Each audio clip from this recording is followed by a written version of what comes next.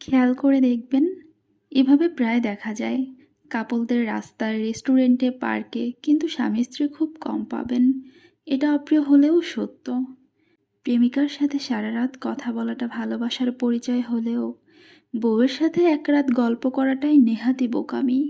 প্রেমিকার লাল গোলাপ পছন্দ বলে সারা দুনিয়া এক করে লাল গোলাপ হাতে নিয়ে ব্যস্ত প্রেমিক, কিন্তু বউয়ের জন্য কখনো একটা লাল গোলাপের আবদার তার কাছে আধিক্যেতা লাগে।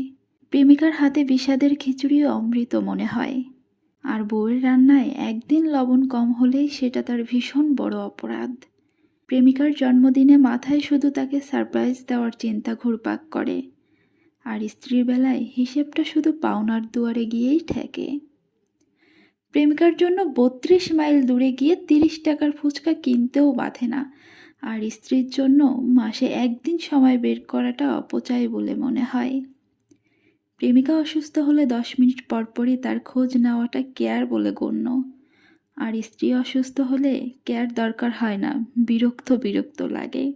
একটা অনিশ্চিত সম্পর্ককে মানুষ যেভাবে গুরুত্ব দেয়, সেটা যদি বিবাহিত সম্পর্ককে দেওয়া হতো তাহলে চারিদিকে এত ডিভোর্সের ছড়াছড়ি হতো না।